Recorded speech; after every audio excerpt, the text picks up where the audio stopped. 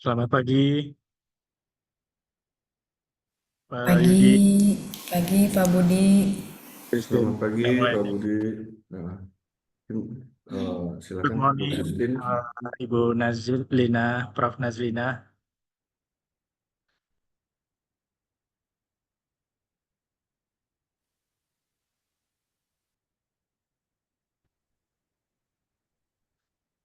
Assalamualaikum Pak Budi. Waalaikumsalam. Sehat, Prof. Terima kasih.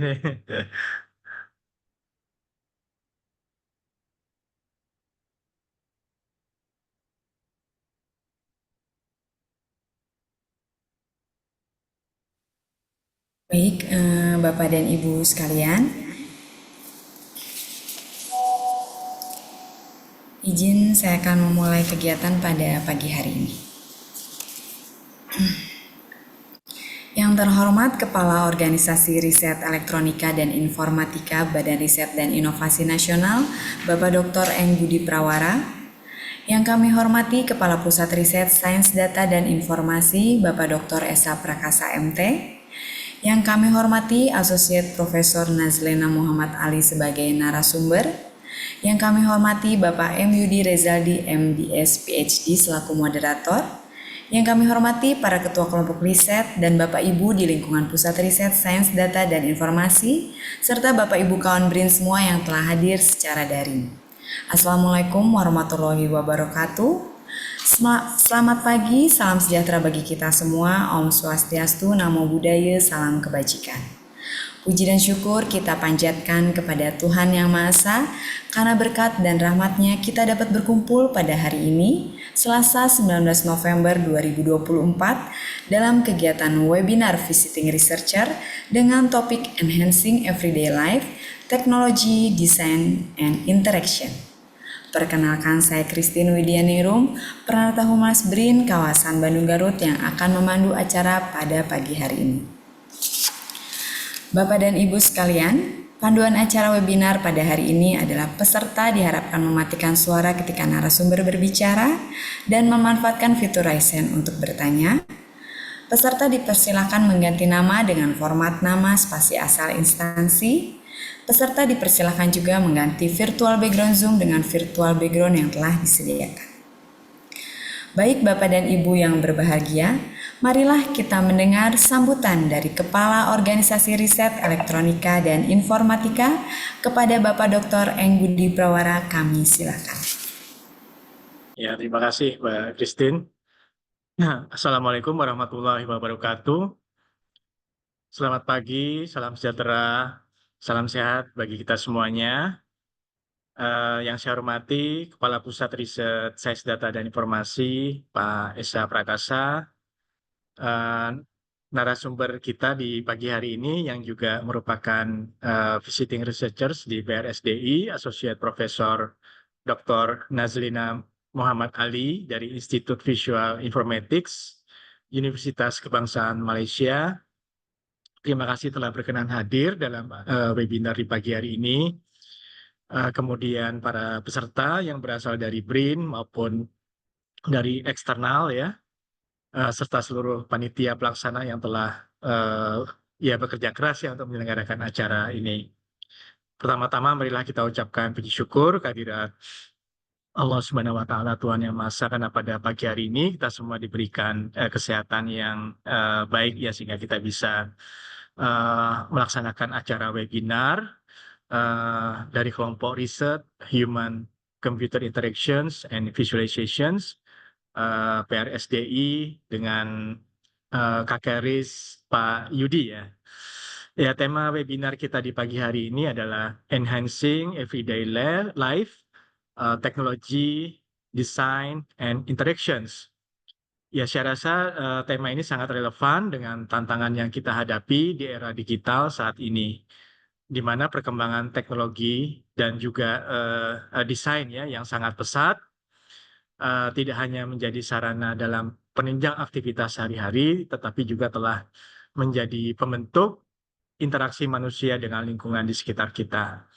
Melalui webinar ini, semoga dapat menjadi ajang diskusi sehingga kita dapat menggali wawasan baru dan mendukung ya bagaimana kita bisa memahami yang lebih mendalam ya tentang inovasi teknologi di bidang visualisasi ya yang kita harapkan nantinya dapat memberikan manfaat bagi kehidupan kita sehari-hari.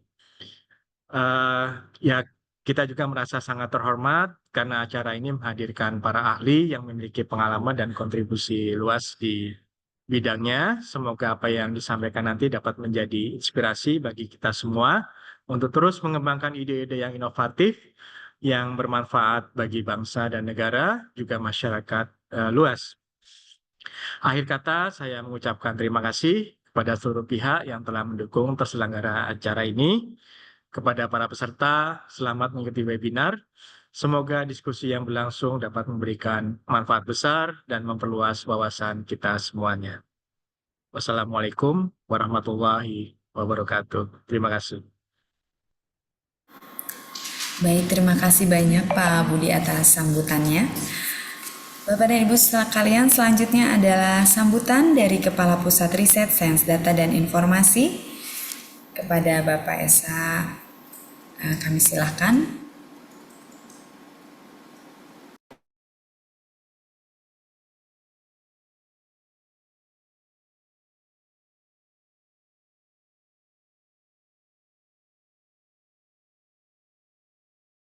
Bismillahirrahmanirrahim.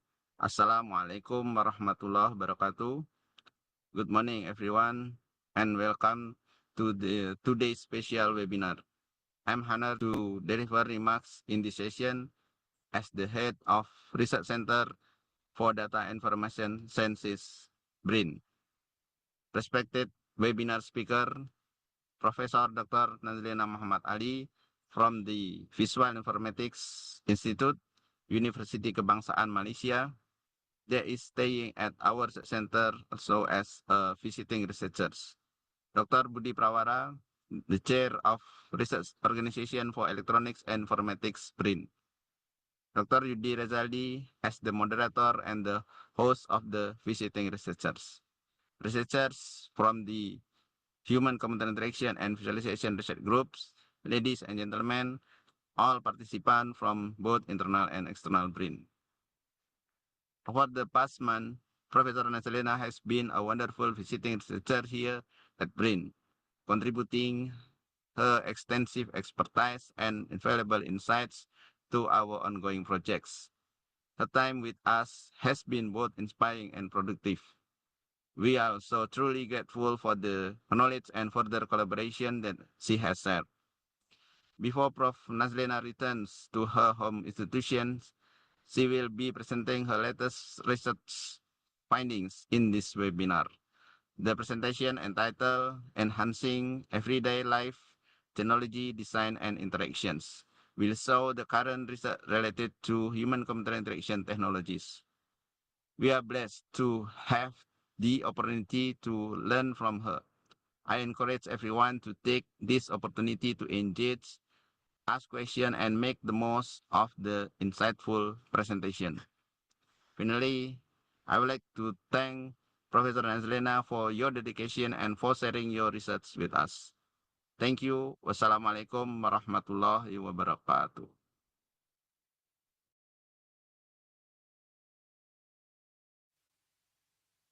Baik, terima kasih banyak Pak Esa atas sambutannya. Baik Bapak dan Ibu yang berbahagia dan kawan BRIN semua, sebelum kita masuki sesi paparan, kita akan terlebih dahulu foto bersama. Mohon Bapak dan Ibu dapat membuka video kameranya. Izinkan saya yang akan mengambil gambar ya Bapak dan Ibu. Baik, silahkan untuk dibuka dahulu videonya. Di sini ada 2 slide.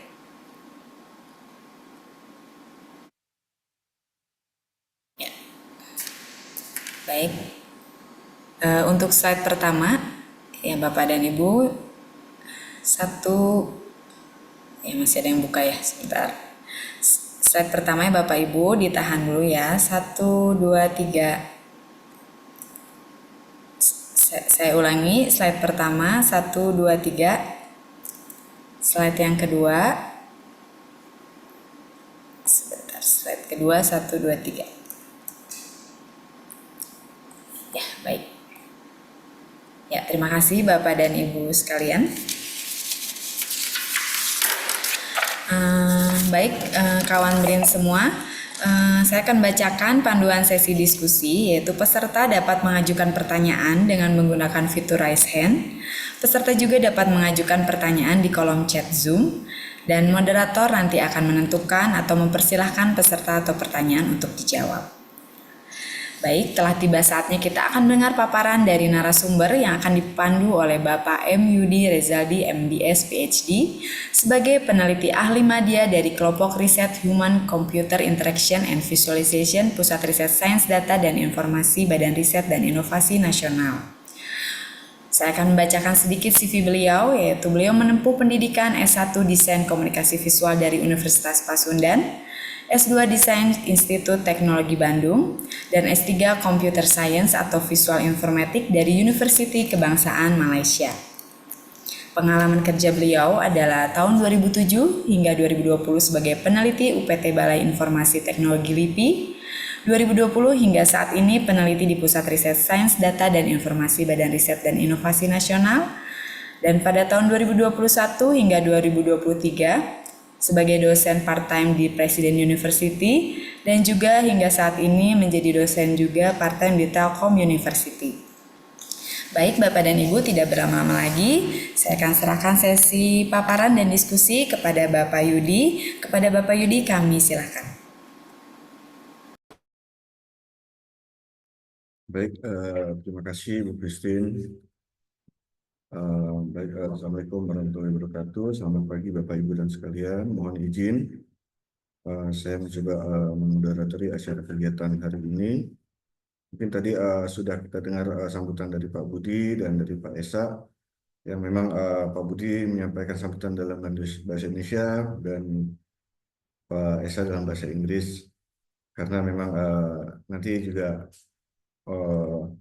narasumbernya juga akan memaparkan dalam dua bahasa, karena Indonesia dan Malaysia hampir mirip-mirip. Jadi silakan nanti mau bertanya dalam bahasa Indonesia boleh, dalam bahasa Inggris boleh. Nah, sebagai pengantar mungkin juga saya akan coba memulai untuk membuka dua bahasa tersebut. Saya coba dengan bahasa Inggris dulu, kemudian nanti saya coba lanjutkan dengan bahasa Indonesia. Jadi Assalamualaikum warahmatullahi wabarakatuh. Good morning everybody. Firstly, respect for the head of Data Information Science Research Center, Mr. Esa Prakasa, and also head of Organization Research Electronica and Informatica is Dr. Budi Prawara, and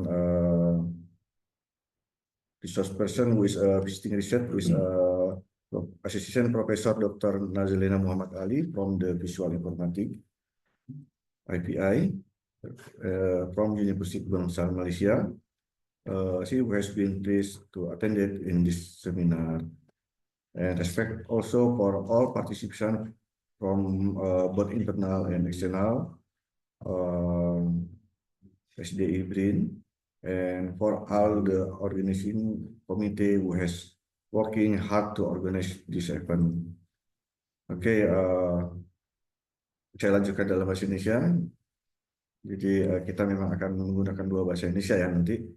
Jadi kita mari sebelumnya kita ucapkan puji syukur kehadiran Allah Tuhan Yang Maha Esa, karena berkat rahmat beliaulah acara webinar Visiting Research yang diselenggarakan oleh kelompok riset Human Computer Interaction and Visualization dari Pusat Riset Sains Data dan Informasi PRSDI-BRIN hari ini dapat diselenggara dengan mengusung tema Enhancing Everyday Life Technology Design and Interaction. Webinar hari ini akan dipaparkan oleh Associate Professor Dr. Nazlena Muhammad Ali. Beliau adalah visiting researcher yang sedang berkunjung ke Pusat Riset Sains Data dan Informasi BRIN sudah hampir 1 bulan. Hari ini adalah 1 bulan ya. Baik, semoga webinar ini dapat menjadi sarana diskusi untuk kita agar kita dapat menggali wawasan yang lebih mendalam tentang bagaimana inovasi, teknologi yang dapat memberikan dampak positif dalam kehidupan kita sehari-hari. Dan kemudian sebelum kegiatan ini kita mulai dan demi kelancaran kegiatan ini, mari kita berdoa bersama-sama sesuai agama dan kepercayaan kita masing-masing. Berdoa dimulai.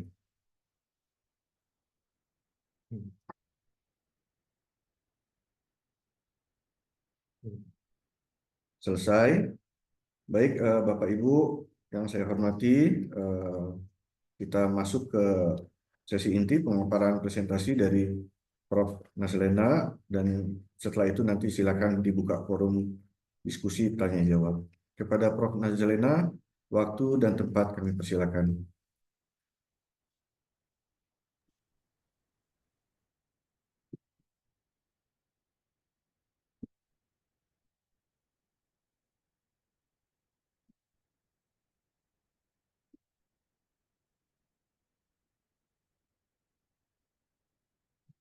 Assalamualaikum warahmatullahi wabarakatuh. Terima kasih diucapkan kepada Ibu Moderator, Ibu Christine, dan juga kepada Tuan Moderator Pak Dr. Yudi Rezaldi daripada kelompok Research HCIV. Yang berbahagia Bapak Dr. Budi Prawara, Kepala Organisasi Riset Elektronika dan Informatika BRIN. Yang dihormati Bapak Dr. Esa Prakasa, Kepala Pusat Riset Sains Data dan Informasi BRIN, para pegawai BRIN serta peneliti, saudara dan saudari sekalian. Assalamualaikum warahmatullahi wabarakatuh. Izinkan saya untuk memulakan materi ini. Mungkin saya akan secara santai saja, bahasa Inggeris ada, bahasa Melayu, bahasa Indonesia juga ada diselipkan di sini. Jadi kalau dilihat paparan yang ada sekarang ini di skrin, ini merupakan bangunan Institute of Visual Informatics, yang mana merupakan pada saya bangunan yang cantik lah, paling muda dibangunkan di UKM, iaitu Akademia Cyber Technopolis. Jadi seperti yang dimaklumkan sebelum ini oleh Bapak Moderator, saya adalah sedang menjalani BRIN Fellowship Program di BRIN Bandung ini, bermula daripada 21 Oktober sehingga 20 November. Okay, jadi maybe saya boleh jelaskan seringkas about myself.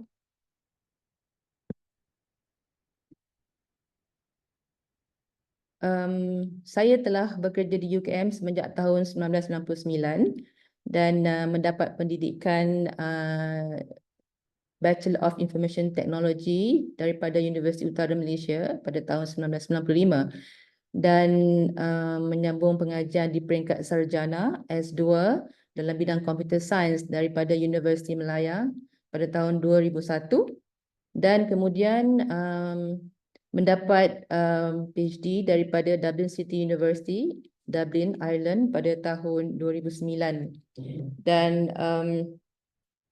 current position adalah saya sebagai Senior Research Fellow di Institute of Visual Informatics. Dan research interest adalah dalam bidang yang besar adalah human computer interaction dan particularly terlibat dalam research berkaitan usability, user experience, user evaluation methods, AR and VR. Dan saya juga merupakan Head of Interaksi Research Group. Di institut kita ada 2 research group dan saya menjadi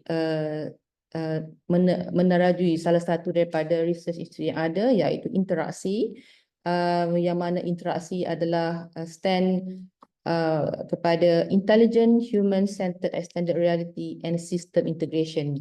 So jadi ini adalah sedikit tentang diri saya. Mungkin boleh selepas ini kalau saudara-saudari ingin mengetahui lebih lanjut, saya juga ada website yang boleh di-explore untuk keterangan lanjutnya. Okey. So tajuk hari ini yang saya pilih adalah Enhancing Everyday Life, Technology, Design and Interactions. Di sini the main focus of this materi presentation adalah untuk introduce ataupun untuk menerangkan tentang bagaimana teknologi, design and also interaction itu boleh membantu enhance our everyday life, enhance our user experience. Ya. Baik. So kita dengan kisah di luar sana, outside world. Do you agree or not? Di luar sana is full of challenges, penuh dengan cabaran. So seperti kata Don Norman daripada bukunya Design for a Better World, Don Norman mengatakan the world is a mess. Okay, mengapa? Why? Why the world is a mess? So because kalau kita lihat dekat sini, there are many users surrounding us and users are diverse. So we can have maybe our users are coming from elderly with MCI. MCI is mild cognitive impairment. Maknanya kita deal dengan golongan lansia ataupun warga emas yang mengalami kecelaan kognitif ringan. So we need to design specifically for them. And sometimes we also need to deal with children with different abilities, or maybe they have some disorders. Let's say autism children or AAMD children with disorder of acid aminomotibolism disorder. And also we might also deal with teenagers. We have diverse of users. So we need to design according to the user's need. So therefore we need to have some rules when we want to mengatasi masalah-masalah ataupun challenge yang kita hadapi, because the world outside is a mess. So daripada buku ini, Design for a Better World by Don Norman, actually it's worth to buy this and read this book. The book emphasizes the need for designers to adopt a people-first mindset while recognizing the interconnectedness of human, technological, and environmental system. So di sini Don Norman cuba highlight tentang kepentingan humanity-centered design. Not only we focus on individual users sahaja, tetapi we go beyond that. I mean, we need to consider communities, ecosystem, and also the future generations. So HCI, I think everyone can find the definition of HCIs. So basically the definition of HCI is the study about how humans can interact with computer systems. Or another definition is HCI is a multidisciplinary field of study focusing on the design of computer technology, in particular, the interaction. So the keyword here is the word interaction or interact. Okay. And we can see here that HCI is concerned with understanding the influence technology that has on how people think, value, feel, and relate, and using this understanding to inform the technology design. So this is generally the definition of HCI. And the basic goal of HCI is to improve the interaction between the user and also the computer. Okay, let's have a look at this evolution of a mobile phone here. From 1983 to 2020, you can see there are much different in terms of size, right? The first one here is a satellite radio phone, and then this is the Motorola. I think saya pernah menggunakan telefon Motorola ini. It's very heavy, And then towards pada modern telephone sekarang, you can see there are different in terms of the size. The phone is getting thinner, makin ringan, ya, and then the function juga makin bertambah as compared to the previous one, ya.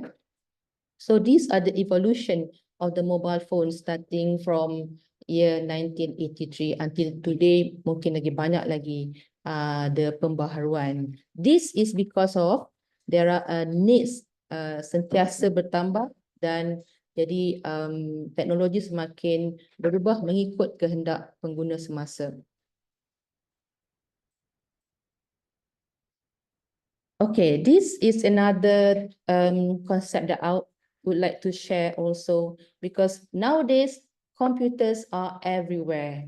Okay, computers bukan hanya digunakan oleh mereka yang hanya pelajar yang mempunyai laptop ataupun komputer, tetapi mereka yang duduk di kampung pun juga menggunakan computing facilities, ya.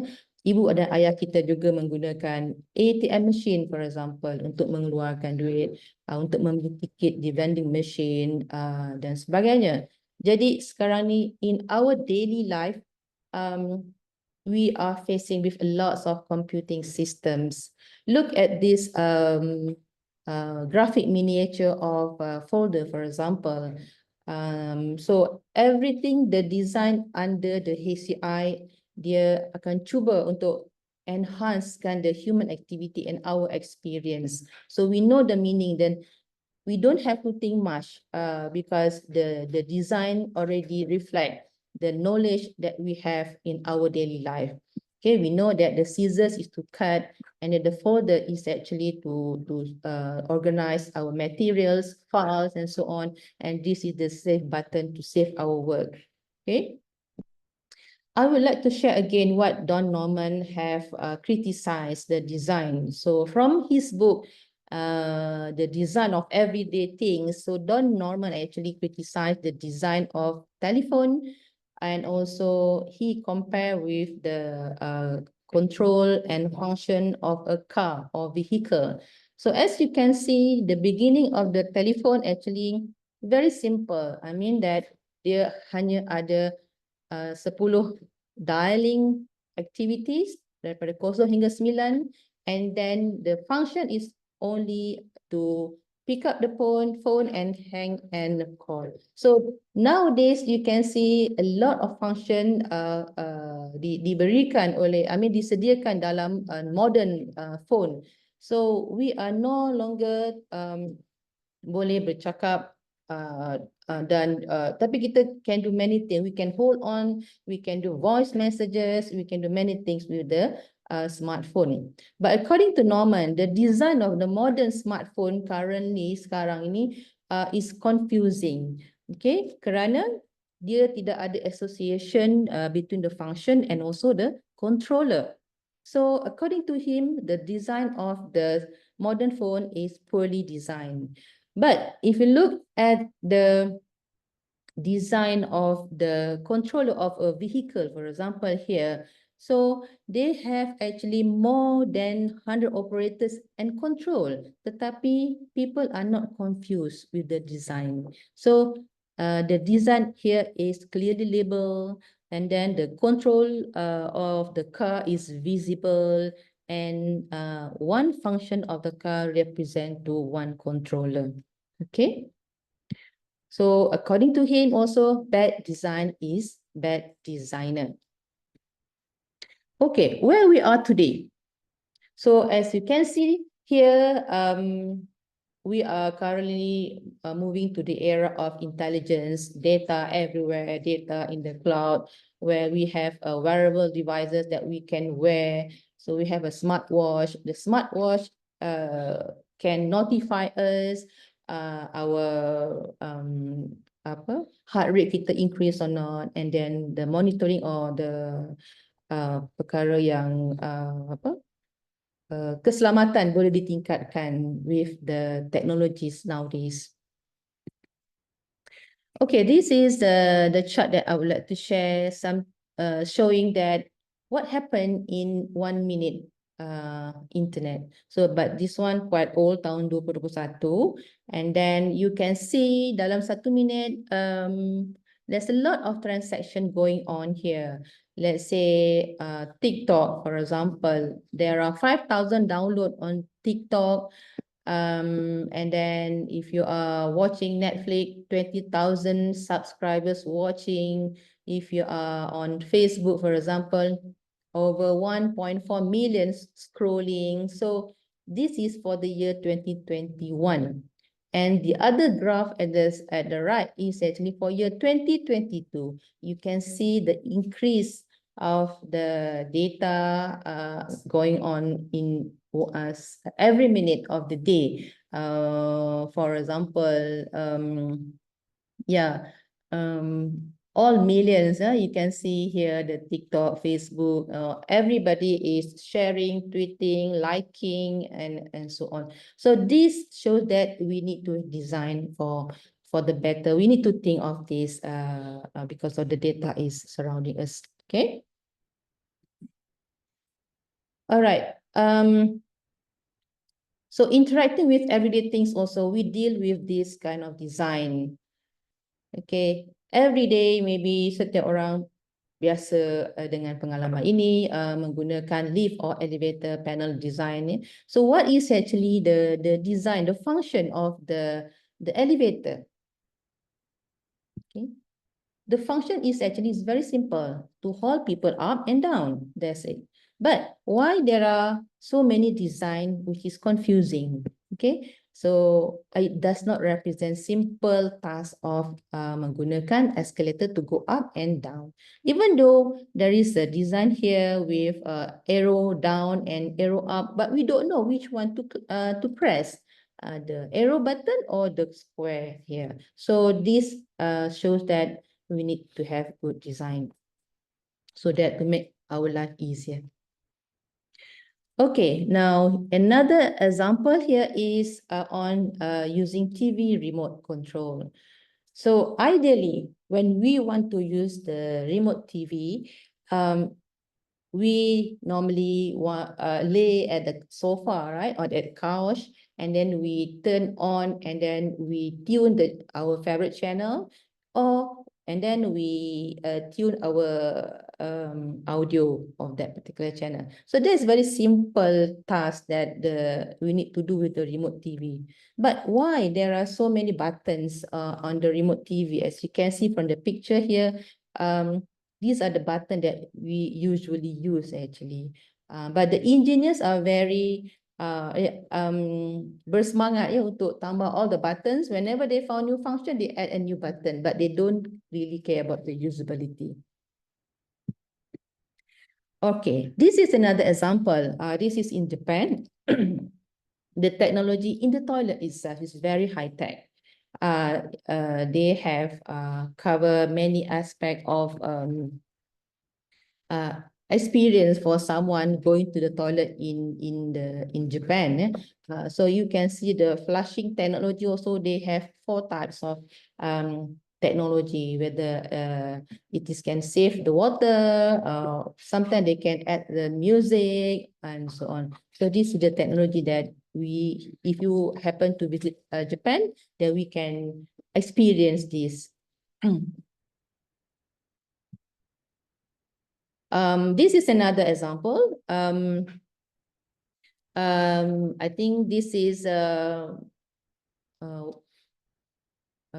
tempat minuman ya di kawasan public, where you can see here the user not only can drink the water from di sini, tapi when the user fill in the water in the bottle, and then there's a measurement over here how many bottle yang telah terisi for that particular day, and this can save the environment, so without wasting the bottle, empty bottle. So this is very good actually. This one, the picture I found when I visit Murdoch University in Perth a few years back, and it's very innovative. Okay, and then talking again to the ATM machine. yeah, we face every day, everybody have experience doing the transaction at the ATM machine. So the first ATM machine actually was invented in London by Barclay Bank, I think in 1967. So so the invention is actually to allow the customer to do self-assist themselves with their needed transaction. So, but sometimes I think that some of us might feel maybe we still feel struggling when we want to interact with this ATM, even though hari-hari kita I mean that even though we are get used to the transaction of maybe withdraw the money or transfer, but sometimes it's still confusing. Even sometimes when we undo the process or the activity, we don't know whether we are landing at the page that we prefer to be. Okay, so the design is not really brings good experience to the user. So there are also some suggestions, maybe for the ATM, they want to add the picture, the profile picture of the owner of the bank that we want to transfer money, for example, so that easy for us to identify rather than just to mengingat nombor account saja, but we have they suggest put the pictures on top of that. So this might be useful for certain people, maybe yeah, to enhance our everyday activities in doing the transaction.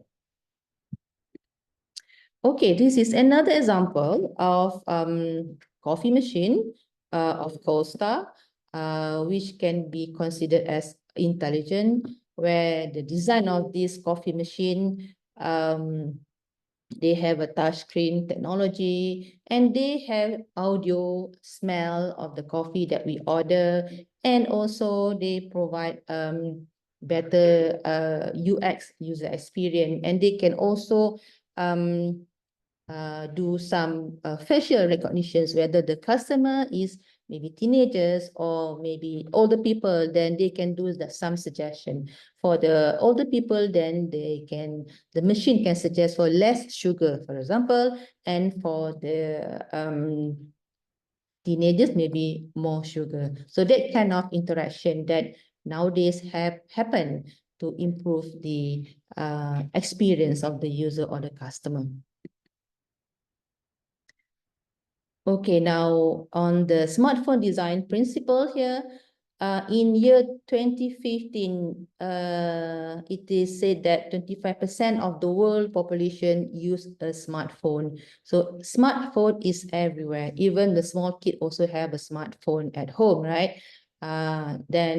So we need to design this kind of interaction proper, so that we can have a clear pathway and be able to complete all the primary tasks without requiring any explanation. So these are examples of how we can design a smartphone. Okay, let's see at the bottom here. You can see that the green color at the bottom here is to show that the position where the user are comfortable to reach. And then you don't design somewhere at the orange color or yellow color because it's very difficult to navigate. So either you are left-handed or right-handed, so they are designed to follow, to make the navigation easier.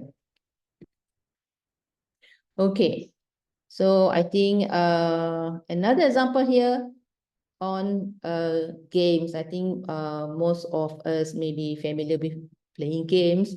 Yeah. So why video games are so popular? So there are a few reasons. Okay, one might be because of there is no syntax error in games, in video games. So people want to have fun when they playing games. So this kind of syntax errors need to be avoided. So that's why it must be enjoyable when we want to play games. So another reason why video games are so popular is because of direct manipulation is another reason. So when we play games, we can have immediate feedback, easy reversal of actions. So that might be another reason. Okay, another concept that I want to share here is on the persuasive interaction. So maybe some of us happen, or every day we sometimes, let's say today I browse certain thing that I would like to buy, a shoes, for example, and then you maybe can have experience the next day. You can have an email from Amazon, for example, suggesting you something. Oh, this is good for you. The red color sneakers is good for you, for example. So this kind of persuasion interaction actually can influence which is being used by the top brand like Amazon, Starbucks to influence customer to buy more. So this is now, we are now in the era of customer, because after the COVID-19 pandemic, everybody shopping online. So the persuasive interaction is important to apply by, if you want to increase our sale, for example. And at the bottom example here, at the top example here is the Amazon that suggests the customer. So when the customer browse and they know from the user profile, they can do some predictions on this is suitable for you, and so on and so on. And according to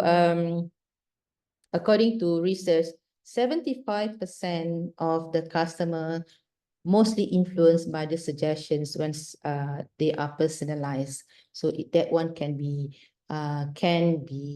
increase the sales by the company. So at the bottom here, you can see is example by Starbucks coffee. So Starbucks actually, they have around 400,000 variant of messages they keep in their database to suit the individual personalization or interest. So they will send the messages to them, and then they to make the increase of their sales. Okay, so this is another areas maybe for some of us yang ingin continue study in S3, for example. Yeah, again, on the persuasive interaction, kita berjumpa dengan banyak aplikasi chatbot. So chatbot is a conversational agent, which are a software based on NLP that can do mimic written or spoken human speech for the purpose of simulating a conversation or interaction with a real people. But today's the chatbot are smarter, more responsive, and more useful. And we can use this application to help us. This example at the top one is example, if you cannot sleep at night, you can talk to Casper. Casper helping for those who cannot sleep or insomnia, so to get through the night. So you can have a chat with Casper, and then that can help you to maybe relax a little bit. Okay, and another example here, if you have parents or patient with dementia, so the Endurance is an application that can accompany them, accompany the dementia patient. They can talk to them if they, untuk mengatasi masalah dementia. Okay, but there are good and bad things of the chatbot, right? I think recently, last 2 weeks, we heard about the cases in Florida, in the US. The mother is actually menyaman the Syarikat AI chatbot because of his son, 14 years old, suicide because they fall in love with the chatbot. So that is the bad thing about the chatbot, okay? All right, this is some of the rule. I don't want to show all, but this is roughly to tell. But when we want to design for certain users, let's say, for example, you want to design for autistic spectrum children, these are the do's and the don'ts that we can follow, because for the autistic spectrum children, normally they will be more energetic when they see the bright colors. So don't apply these colors when you want to apply for them. Instead, you use a simple color, earth color like this one. And also for if you are designing for the users with physical or motor disabilities, there are also do's and don'ts that you can follow. This is just a guideline when we want to develop an application. because they have disabilities in memories and so on, try to maybe not to show faster time out for the session, and yeah, maybe touch design a touchscreen method is good for them. Okay, yeah, this is another the do's and don'ts for the low vision user. Low vision mean they cannot see well, so these are example. Use the background and foreground of the word contrast. Highly contrast. Don't use like this one.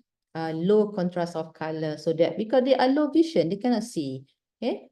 And for those who are having dyslexia, okay, dyslexia is person who have this disability to learn, lambat belajar, lambat membaca. So you don't design the application. They prefer to have more graphic when you design for them. Don't put large text because they are having difficulty in reading. Then you put a lot of text, so no point. So these are actually the guidelines, but to just some of the guidelines that I can share with you all. Okay, the impact on the society also very huge over here with the technologies. Now we have, we want to go from one place to another place. It's very easy with Waze application, Google Map. Just to share my experience, I have been in Bandung for 1 month, and this is my first time alone without my family. My family back in Malaysia, but I feel confident traveling in Bandung city because I have this kind of technology that can assist me.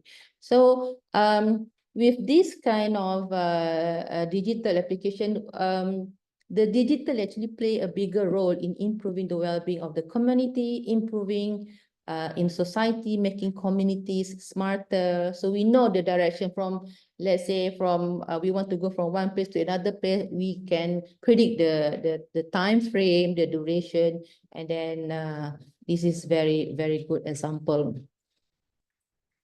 Okay, right. So on top of all the technologies that I have shared just now, we also have this kind of AR and VR technologies. Now this can help us in many things. Okay, this is a chart of from Gartner, a hype cycle of emerging technologies that produce this chart of hype or the adoption of technologies, the maturity of the technologies with few with stages.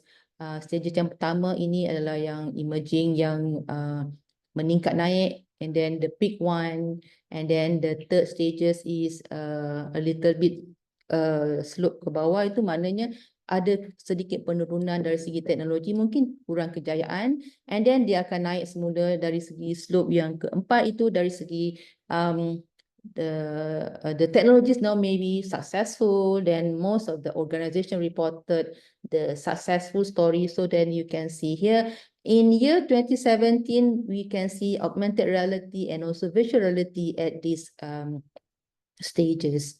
Yeah. So yeah, the virtual reality, again, I just glance through what is the meaning, the definition of virtual reality: an interaction, immersive experience generated by a computer by Pimentel 1995. And another definition from Virtual Reality Society, VR is a 3D dimensional computer-generated environment which can be explored and interact by a person.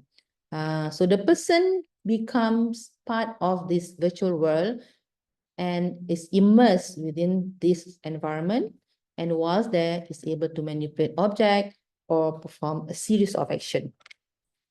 Okay, so types of virtual reality can be divided into two: immersive VR that comes from HMD, head-mounted display or CAVE, and another one is non-immersive VR, comes from TV, maybe monitor screen, and etc. So when we have immersive VR here, we can have a sense of presence more. So this is another graph that show the virtual reality global market growth. So the market is expected to experience increase. Okay, in 2021 is about 14 plus billion, then increase about 11 times to 2028 to 160 billion. You can see from the graph here is increasing. So the commercial use cases that are foreseen to obtain the biggest investment in 2024 are training, industrial maintenance, and retail showcasing. So now everybody is doing training to with this virtual reality technologies to help in many areas.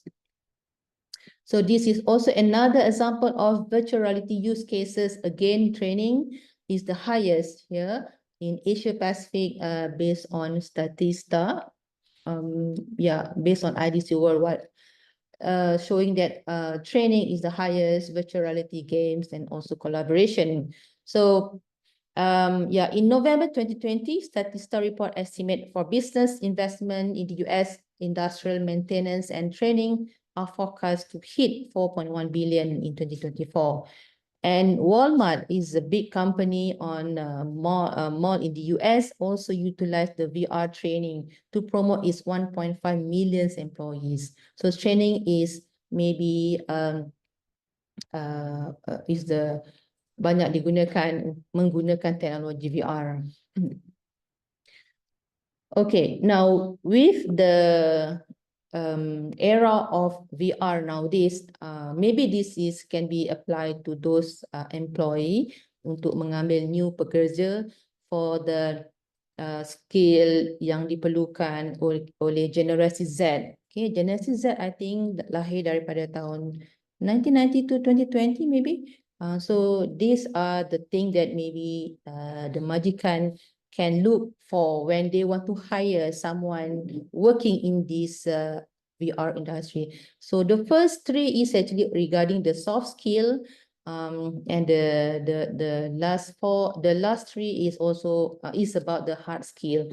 Let's say for example, the first one, someone yang mungkin kita nak hire itu mesti ada mempunyai mindset fast fail often.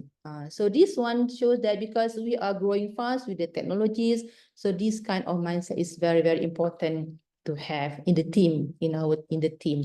So the second one is the ability to collaborate and lead a team, because the technology is growing very fast.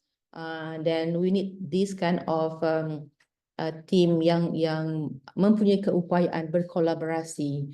And the third one is, of course, is very important, must have active imagination with high fidelity, because when we want to design something to get the immersive or reality, we must have high fidelity in design. Okay, that is about soft skill. And then on the hard skill, this is the core task or the core skill that we need from the Gen Z is the 3D object design and simulation. Of course, this is very important, and the integration of the mobile app and hardware development also, because nowadays the design of the technologies can be integrated into mobile. So that's why this technology or the technical thing is important. And the last one, number 6, is on the user experience or the user interface design. This is also very, very important. In year 2019, UX skill is ranking number 2 yang dicari oleh majikan. So those user experience and user interface design is a hardcore also. So just a brief on what is metaverse. We know about the virtual reality.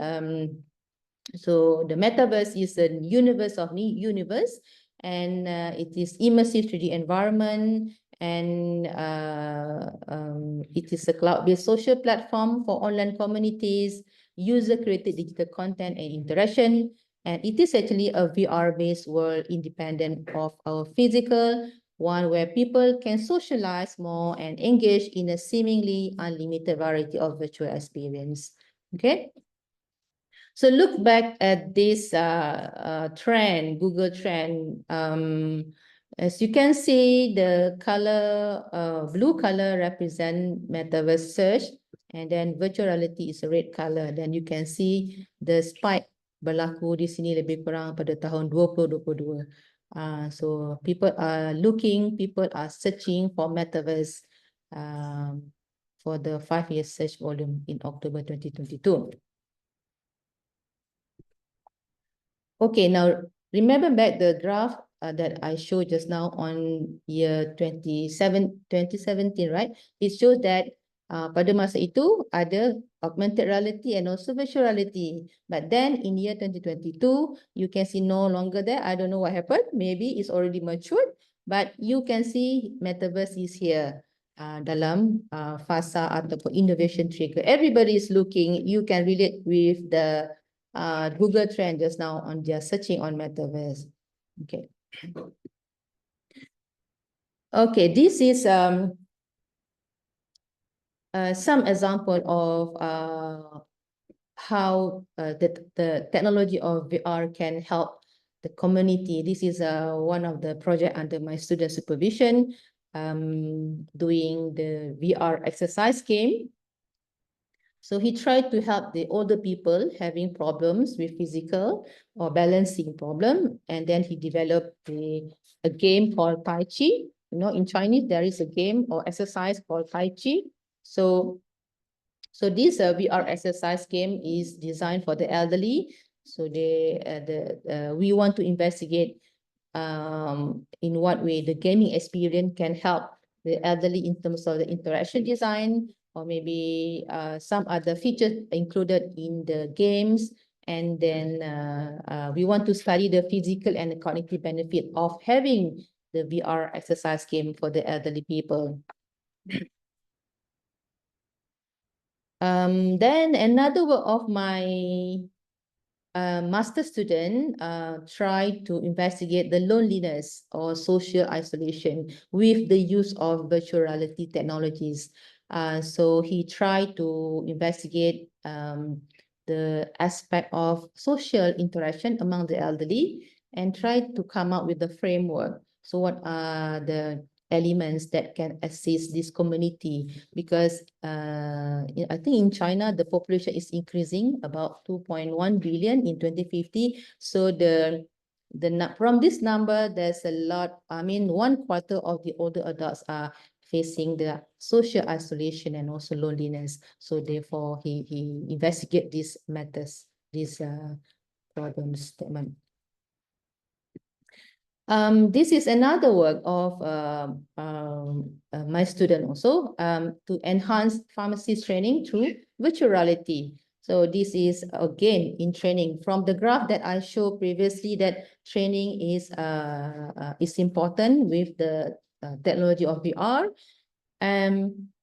So with the evolution of the pharmacist role here, there is an increasing of patient care, beyond medication dispensing. So with the solution of VR, it might offer an interactive, immersive environment for practicing the pharmacist to give a consultation with the patient. So from the study, I didn't share the result, the baseline, and also the experiment showed the significant value that showing that having the virtual reality as technology enhancement for this kind of activities is increasing and shows good results.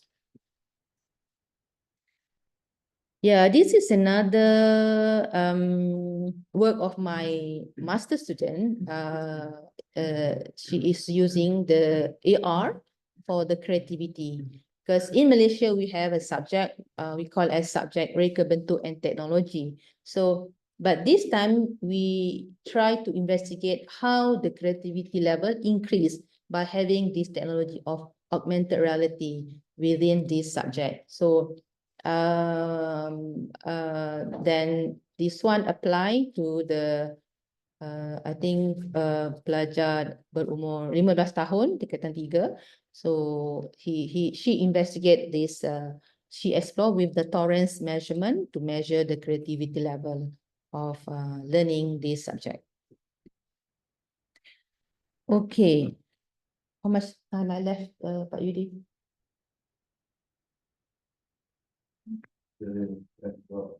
Oh, okay. All right, I think I will share another scenarios of how the design solution based on using the technologies can help or contribute to the potential of societal well-being application. Remember in the earlier presentation, I did share that a world outside is a mess and full of challenges. So these are maybe 4 examples that I can share how the technology can help us to improve our everyday life. So the first scenario example is new entertainment way of movie watching. Okay. So during the early days, when we want to find something or point within one audio or video cassette, it is done by doing linearly exploring, right, linearly forward and back and so on, and it is very time consuming. So even though now in the era of MP3 and YouTube, we are still doing the same process. We want to go to certain point of the movie or the audio, we need to go forward and so on. So it is still hard to find the desired point due to the temporal nature of this media, right? So the questions like, how can a user locate a funny moment in a 15 minutes YouTube clip, or maybe a 3 hours movie, for example? How do we, a user get overall gist of a 2-hour movie content before actually spending time watching it? So these are the questions maybe being asked, okay? So with the use of the digital content-based technology, the temporal medium could be easily processed, analyzed, and indexed, and the activity are more efficient and enjoyable. Okay, so let's say, okay, before I mention that this is actually interface to show, look at the top here. This is a movie Shrek. Maybe anybody here watch this movie Shrek before? Yeah, it's quite old movie. Now, so with this content analysis, we can identify the dialogue segment, the exciting, and also the montage segment within the movie, the 3-hour movie. Then we can easily navigate, we can easily choose which area we would like to explore more, to watch more. Okay, so this is what happened at the back. Okay, so the content analysis actually can do the scene detection. Let's say this is the whole movie, 3-hour movie, and then we can do scene detection according to categories. Let's say, for example, dialogue. A dialogue is maybe when the scene have a lot of talking, the camera movement may be slow, the amount of speech may be high, and then it can be categorized into dialogue scene. Exciting, maybe it can be measured by having motion in the video. Okay, when there is fighting, for example, kejar mengejar, so then we can identify that one as exciting scene. Montage, when there is singing, someone singing, or maybe the camera movement low, or maybe the editing pace is low. This measurement is actually based on film studies, pengajian film studies. Yeah? So then from this, we can do content analysis, and then it can represent like the above timeline. We can show in Shrek, there's a lot of talking, the green color, and then the exciting, the yellow one, you can see there, and the montage where Shrek maybe singing with Fiona, and then you can identify easily from here. So with this kind of technology that we can utilize it, then we can have this kind of interface to show the single clip what we are interested more. So we don't have to scroll until the end of the movie to find the clips that we like. Okay. Okay, this is one of the example scenario. Now, the second scenario is home energy monitoring. To bring more attention to environmental awareness and eco-friendliness, having our daily energy consumption at home be made visible will increase our reasoning of using energy more conservatively. So maybe the question that always being asked, am I using more electricity than last year, last month, last week? Am I spending more energy than my neighbors? Is there a room for saving my energy consumption considerably more with some minor behavior adjustment that I'm not aware of? So these are maybe the question that trigger us. Then we can answer by having this kind of technologies. So by having this, we can design an application. We can have put some sensors at our home, and then we can collect the data, and then we can visualize it. So when we want to visualize it, so we can have a passive way of color coding of the interface, black color at the back, so that we just want to see how much energy that we consume. So we can use the highlight color here with the design principle of visibility. So this kind of thing can help us, make us easy to predict what will happen, what we'll do, the planning and so on. So it can better answer the question that we list out just now. Okay. Now another scenario, the third scenario here is persuasive technology again. So how different persuasion strategies could be deployed in designing persuasive application. Okay. Nowadays, people, when I think just now I mentioned that 75% of the customer influence when they get persuaded by the personalization, right? So these are the questions to persuade. How do we persuade users in online shopping? Like what Amazon is doing, Airbnb is doing. So another question may be how to persuade users to change behavior from smoking to non-smoking. So these are the behavior that we can do by having the technology of persuasion. So persuasive technology being introduced by FOC 2022, I mentioned that persuasive technology is interactive computing system designed to change people's attitudes and behavior without using coercions or deception, tanpa paksaan. So this the technology now, the interface can be like that. The teenagers spend prolonged time online with social media and games. So according to Daniel 2018, this is maybe because of the link with the persuasive design. We don't know, right? So if you're interested to do the persuasive design principle for behavior change, maybe you could look into Oynez and Kokinen and Harjuma 2009, where they list all these principles of persuasive and what are the description of using it, like reduction, tunneling, tailoring, suggestion, self-monitoring, simulation, and social signal. This is part of the principle. Actually, there is more than this principle. Let's say, for example, the suggestions, if you are using Kindle, for example, to read books, then the suggestion function can be applied to the interface so that you can buy more, you can read more, and so on. Tailoring is like personalization. It offers the application can offer appropriate content to users. That is referring to tailoring or personalization. So user demographic can be reflected in navigation option, filtering process, and labeling system. So these are the principles that we can apply if you your research interest is on the design with the persuasive design.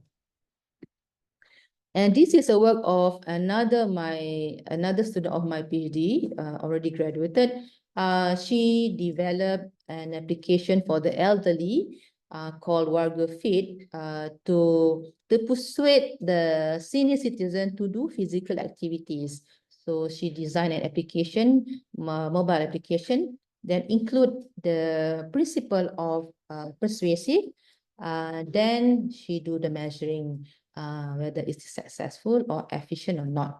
So let's say from here, from left to right, she implement rehearsal, social learning, social comparison, and suggestions principle to the mobile application. At the bottom one, from left to right, she implement the personalization, self-monitoring, and also rehearsal. So these have been tested at the senior citizen of Universiti Kebangsaan Malaysia, and then showing that there is less sedentary work. They are kurang duduk saja, tapi melakukan aktiviti physical. All right, this is another scenario. So this time is on health awareness and lifestyle. Yeah, some statistic on Malaysian elderly population. In 2010, Malaysian population was around 28.25 millions, and out of 29 million itu 4.7 adalah senior citizen, yang mana umurnya adalah dalam umur 65 tahun ke atas, dan dijangka akan meningkat in the year 2020 meningkat kepada 11.3, tapi sekarang saya rasa semakin meningkat. So when we have a lot of elderly people in the community, in the population, the problems such as Alzheimer, pelupa, dietary, and human memory also meningkat. So jadi bagaimana kita nak mengatasinya dengan teknologi? Yeah. So the awareness of our own health and healthy lifestyle would positively impact our life. So what we do? So what we do last time, we do live logging technology using a wearable camera. So we have autographer device di sini yang mana boleh digantungkan di leher, and it can capture images passively up to 3,000 images per day. 3,000 image sehari, dan the live logging ni dia tidak tangkap suara, dia hanya ambil gambar saja. So sehari sekiranya bateri last whole day, it can capture up to 3,000 images. So imagine kita ada 3,000 image yang kita boleh view daripada not only daily tapi maybe weekly, monthly, or even yearly. I have a friend currently staying in Ireland, have wear this live logger for almost 10 years. So they have a very good data and can visual her activities throughout the year. So what we do, this is an example of image yang kita go to the rumah warga emas di Kajang, Selangor. So we capture using this live logging device the images, what they do. We want to investigate apa aktiviti mereka seharian selama seminggu, 2 minggu. Adakah mereka memasak saja ataupun mereka gardening or do what other activities. So from these images, actually we can utilize many applications. Okay, this is the raw image. So this is just a concept overview of what we can manipulate with the image that we captured just now. Let's say we have 3,000 images per day, okay, using a SenseCam or autographer. We can chunk the image into several section ataupun activities. Let's say, for example, the first event detection is maybe this is not for the warga emas, this is for the life as a student, for example. Maybe you work in the lab, and then you wait at the bus stop, and then you have a chatting with someone you first met in the bandar, and then you go to the room, you have a tea, you eat, and then you go back home. So this kind of detection can be done. with the images that we captured just now, and then you can put the weightage of the importance based on certain criteria. You can set the threshold level, which event are important, which event are not or less important. You can put the threshold, then you can apply, you can have the keyframe selection on that. So this is basically the concept behind same like what we do with the movie watching just now, the example scenario. So what we can do with the images that we have processed just now, we can make it more usable, more meaningful view of the elderly. For example, this is designed for the elderly where no need to scroll. If let's say you have 3,000 images, you need to scroll per minute. So it's very wasting of time. So instead, we can just do like this. We can maybe navigate or explore the images within 3 seconds only. Then if we design for the older people, we need to consider also the principle of designing for older people, meaning, for example, less scrolling, so with the color, soft color, and then the high contrast of background and also the text. So this is the principle of designing for older people is being implemented here. So this is in design especially, okay?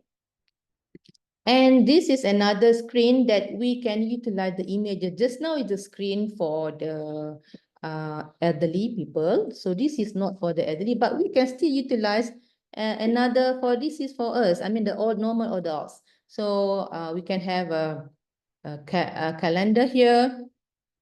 And then we can have the bigger keyframe here showing that this is important event. And then the smaller box or the smaller keyframe here show it is less important. So this is good to view. So then this kind of application can or technology utilized can help us if we forget what we do yesterday, what we do last week, then we can have this kind of view of the image.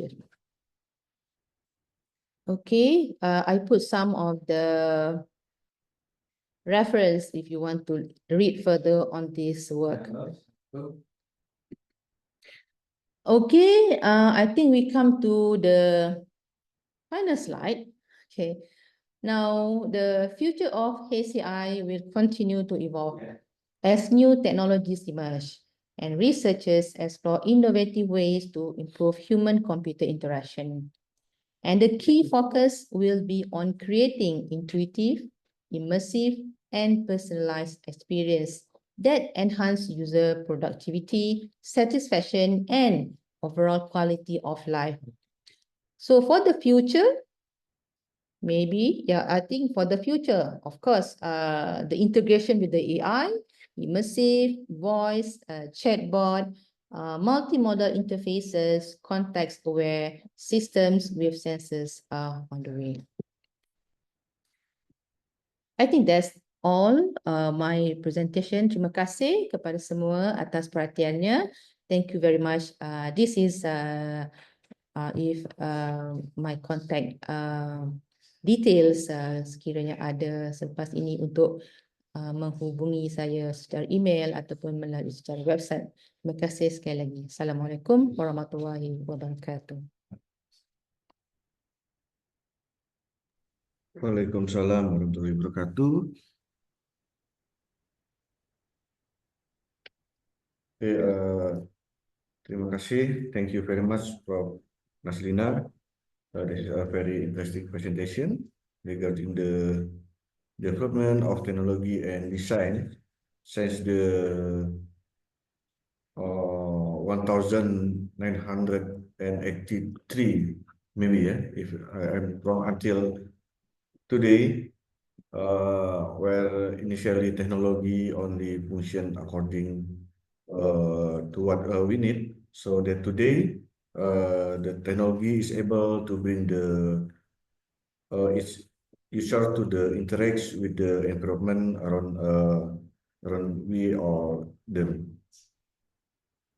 Oke, terima kasih. Jadi kita sudah mendapat pemaparan yang sangat menarik sekali dari Prof. Nazlena yang menceritakan bagaimana perkembangan teknologi sejak dari tahun 1983 ya sampai dengan saat ini, di mana pada waktu itu teknologi hanya digunakan berdasarkan fungsinya saja, sampai dengan hari ini bahwa teknologi sudah dapat selain kita menggunakan fungsinya, ternyata teknologi juga sudah bisa memberikan interaksi antara kita dengan lingkungan yang ada di sekitar kita.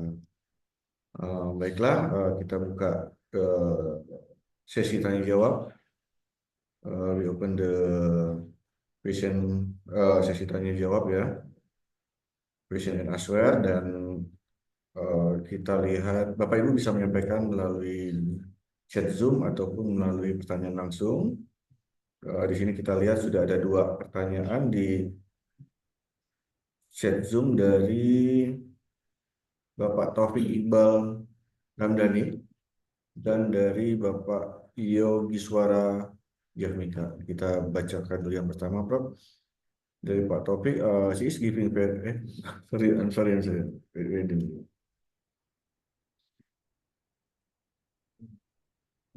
Yeah, Pak Taufik, good morning. Are there any standard for design good website to give best experience for user? Jadi apakah ada standar khusus dalam desain website untuk memberikan pengalaman bagi para penggunanya ya? Pertanyaan dari Pak Taufik. Dan kemudian ada pertanyaan dari Pak Yogi Suara Yafnika. Dia memiliki 2 pertanyaan. Yang pertama, what role does human-centered design play in bringing the gap between innovative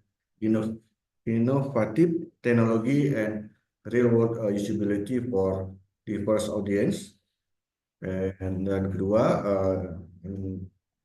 second, as technology become more integrated into daily interaction, how can ethical consideration such as privacy and inclusivity shape the future of the design and application? Okay, that's the question, Prof. Boleh dijawab dulu sekarang sambil menunggu pertanyaan lain. Daripada Pak Taufik Iqbal. Standard for designing good website to give best experience. Ya, ada banyak sebenarnya. We can have a standard for designing a good website. It's like what I showed just now, the guideline to design for low vision people or people with disability. So the design kita boleh perolehi daripada banyak materials, buku-buku, especially daripada mereka yang memang dalam bidang ini seperti Ben Schneiderman, Jenny Priest, Don Norman also, Jacob Nielsen. So, but perlu diingat when we want to design for designing good website, we not necessarily need to follow that exactly rigidly, because HCI ni sebenarnya is satu proses. It's a process of investigating, we go to the user, we investigate the requirement, we get sometimes it's a process for requirement analysis, get whatever the requirement, and then we include in the application. I remember one of the project that I involved with my student, a master student. We want to develop satu aplikasi for children with AAMD. Children with AAMD is a children with disorder of amino acid metabolism. So what we do is we want to develop a website for this group, because this group tak banyak di Malaysia, hanya ada 141 orang sahaja kanak-kanak yang mengalami masalah AAMD ini. Jadi what we do, we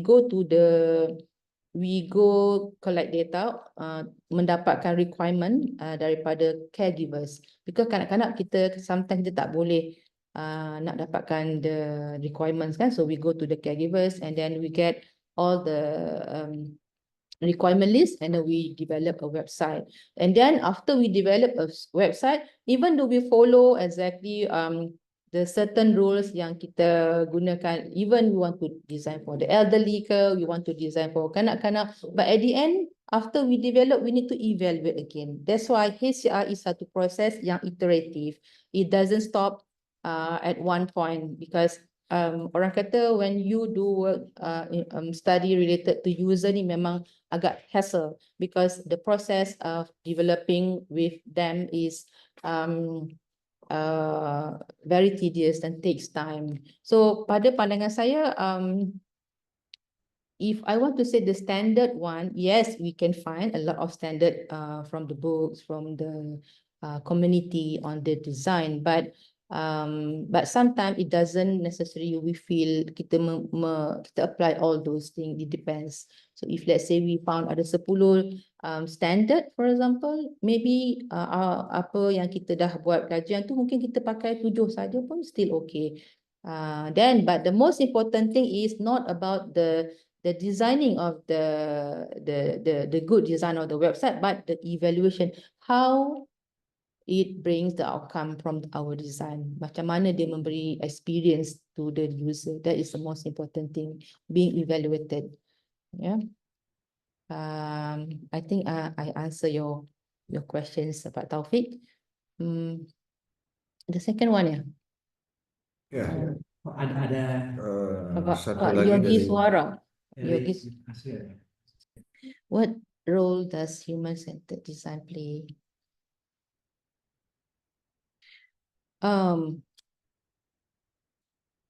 Kalau ingin dari segi role of the human-centered design to bridge the gap, because for me, when we deal with user a lot, we really design based on users' need. I think kita akan mengurangkan gaps. Sebab itu mengurangkan gap jurang di antara usability dan sebagainya. That's why the most important thing of the HCI research or study is user. We need to understand user. We need to design based on diverse categories of user. This is very important for me. I think my opinion, to reduce the gap of designing an innovative application or yeah. Yeah. Nombor 2.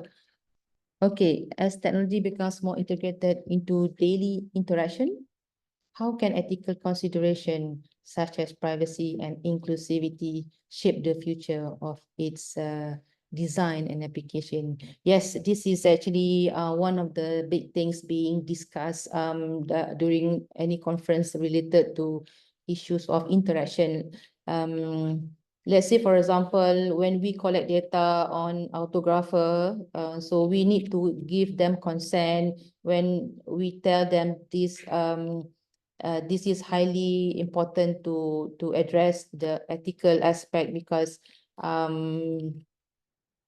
so we need to get them ethics approvals before we collect the data. And also, if let's say they are not the participation is voluntary. Jadi ethical, bila kita ingin melakukan research berkaitan dengan user, ethical consideration is the first thing that we need to consider. Some university, they go for the ethics committee approval before even they start the research. 3 months process it took to get the ethical consideration to approve by the research ethics committee. And some journals, high impact journals, they really want to have stated in the paper, they want to have the code of the ethical committee yang approve the study. So that's why it shows that it is very important aspect when we deal with the user, when we deal with the privacy. Terima kasih. Next. Oke, next question, Prof, dari Pak Asril. Pak Asril, terima kasih Prof Nazlena atas paparannya. Sangat bermanfaat bagi kami. Saat ini penerapan human-machine interaction secara multimodalitis dan didukung oleh AI, seperti menggunakan NLP, pengenalan ucapan, dan text-to-speech, pengenalan wajah, atau fingerprint. Biasanya untuk autentifikasi pengguna, OCR, scanning dokumen, dan lain sebagainya. Apa tantangan utama dalam merancang mesin semacam ini sehingga familiar bagi semua tipe pengguna dalam berinteraksi dengan mesin? Demikian Prof, pertanyaan dari Pak Asril. Mohon dijawab dulu sebelum kita masuki ke pertanyaan berikutnya. Tantangan itu halangan ya? Eh? Tantangan itu halangan. Ya. Challenge. Okay. Challenge. Challenge utama dalam merancang kajian-kajian berasaskan sedemikian sehingga familiar bagi semua kategori pengguna, type tu kategori pengguna dalam berinteraksi dengan mesin. Saya rasa untuk berinteraksi dengan mesin dia tidak seperti kita berinteraksi dengan pengguna, user. Kalau tanya pandangan saya, challenge-nya adalah untuk bagaimana kita ingin memasukkan elemen-elemen kemanusiaan itu dengan menggunakan teknologi yang disebutkan di atas itu. Itu yang pada saya the most important challenge lah, because how do we everything nowadays is seperti manusia. I mean the humanity, the activity, the behavior semuanya adalah bersifat kemanusiaan. Jadi bidang-bidang seperti ini pada saya challenge-nya adalah untuk memahami humanity itu sendiri. Bagaimana sekarang ni kita design dikatakan sebagai humanity centered design. Dulu human, computer interaction, human, tapi sekarang dah humanity dah sekarang.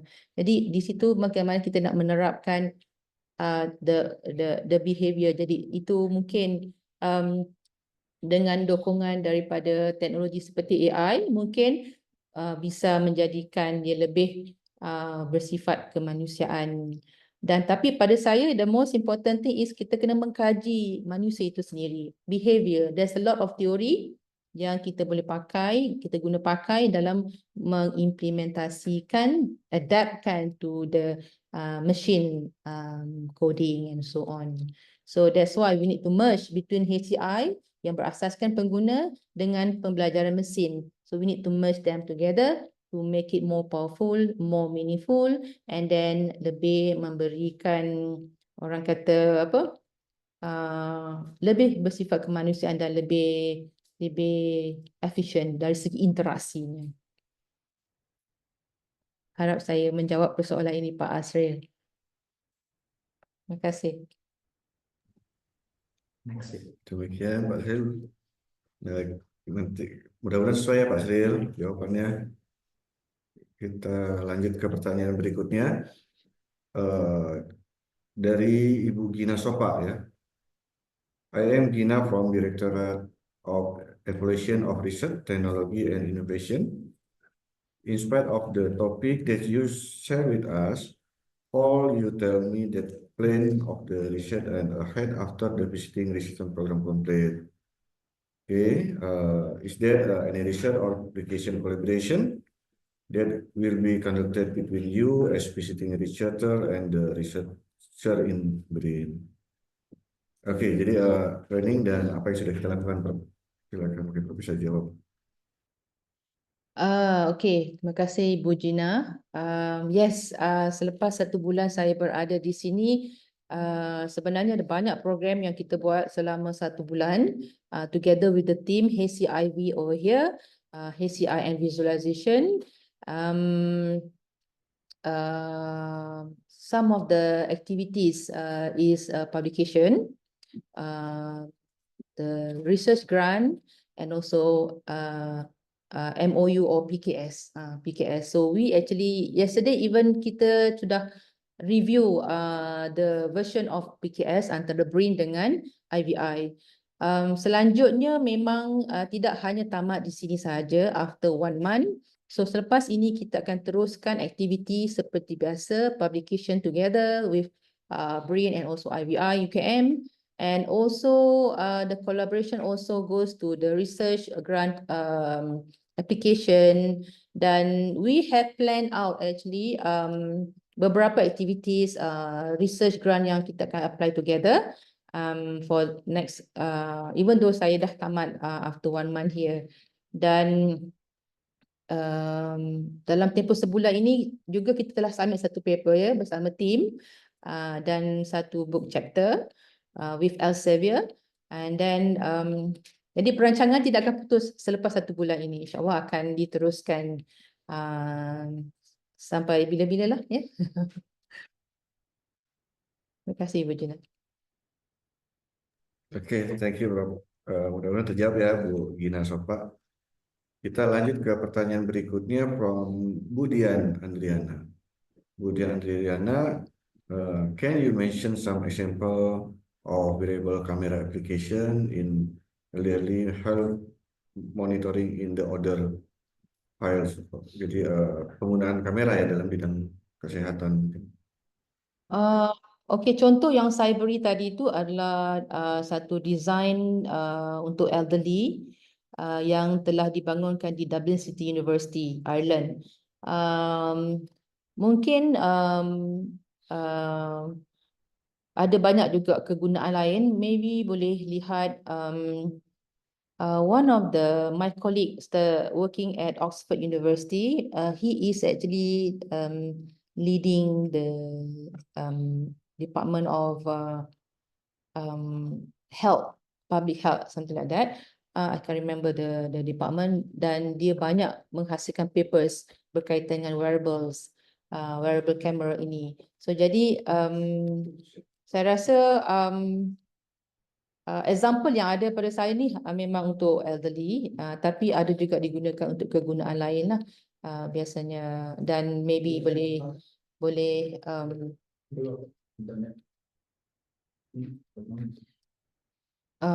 ya itu antara contoh-contohnya, dan saya rasa ada conference juga yang related dengan wearable camera yang live logging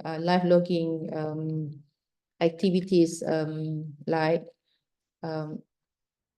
maybe apa ACM apa ya, saya tak ingat, tapi dia ada satu track on wearable cameras. Okay, next ya. Oke, next. Terima kasih Bu Dian atas pertanyaan, mudah-mudahan bisa terjawab. Terima kasih, Bu Dian. Dan selanjutnya adalah Pak Rezi Eko Caraka. Ini student di UKM, Prof. Masternya di UKM. Oh ya. Ya. Di Salam, UKM. Prof. Hah? Sekarang ni di UKM atau di? Kalau sudah lepas, di BRIN, dia BRIN Oh, sekarang. di BRIN. Salam Prof. Nazlena. Menurut Prof. Nazlena, apa tantangan dalam menggunakan teknologi-teknologi ini kepada OKU? Apa saja yang menjadi penting untuk dihasilkan? Mungkin dalam tantangan, halangan, dan kesabaran. Okay. Silakan, Prof. Ya, saya rasa halangan utama adalah untuk mendapatkan requirement daripada mereka ini yang mempunyai disabilities. Contohnya, tetapi walaupun user kita itu ada mempunyai disabilities mungkin untuk bersuara ataupun ada aktiviti mungkin kita tak boleh collect data, tapi there are tools that we can use to collect data. So there are many things, tools that we can apply in HCI aspect, particularly to get the user requirement. Yes, I think tantangan utama apabila kita ingin mendapatkan daripada mereka yang kurang upaya ini, itulah dia, maknanya mendapatkan maklum balas ataupun yang tepat supaya kita dapat betul-betul membangunkan, get the user requirement from them. Tapi like I said just now, itu tidak menjadi masalah kerana HCI ada banyak tools yang flexibility of the tool that we can apply. Macam tadi contohnya kita nak our project untuk collect data daripada kanak-kanak yang mengalami AMD, yang mengalami permasalahan amino acid metabolism. We cannot collect data from them. We collect data from the parents, the caregivers. So jadi because HCI ada banyak tools yang kita boleh guna dan is very flexible, and then you boleh suitkan dengan whatever the tools you can suit with the situation. So it is accepted in the HCI studies. But the most important thing is get the data from the user. The user, not necessarily from the user, but maybe the surrounding them, the parents, the caregivers, and so on. Itu saya yang pada pandangan saya. Tapi I think is boleh diatasi dengan pelbagai tools yang ada. Terima kasih Pak Rezi. Oke, terima kasih Prof. Baik, mungkin sudah terjawab ya, Ya. Pak Rezi. Baiklah, apakah masih ada pertanyaan? Atau mungkin ada yang mau bertanya langsung? Ada yang raise hand?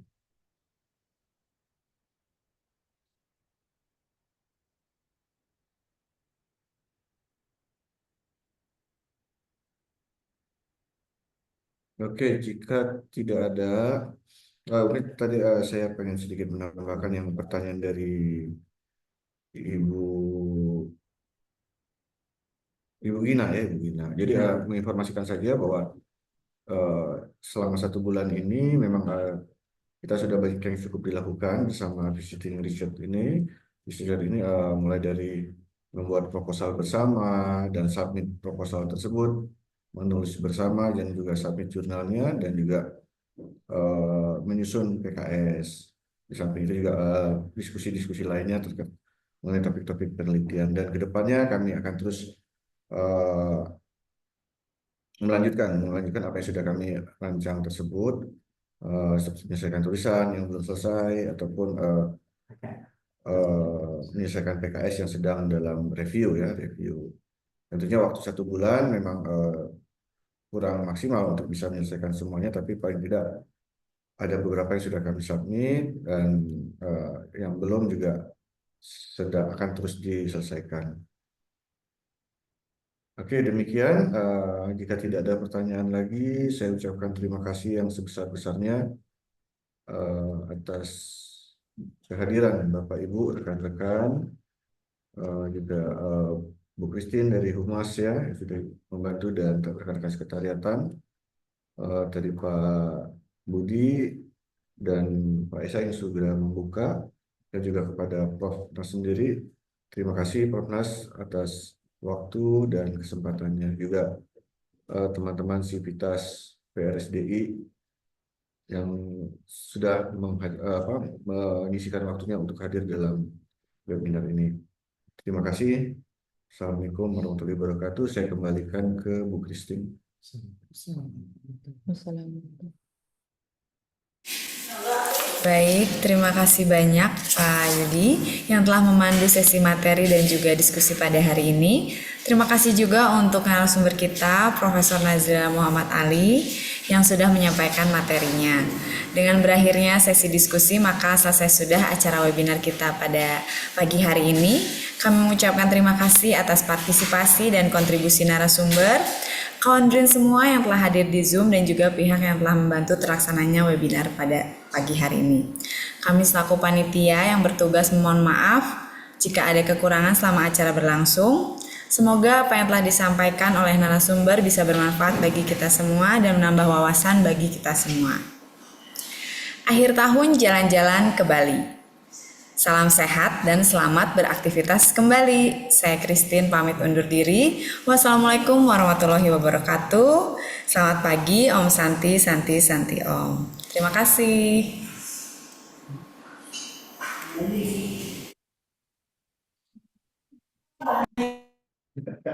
Oke.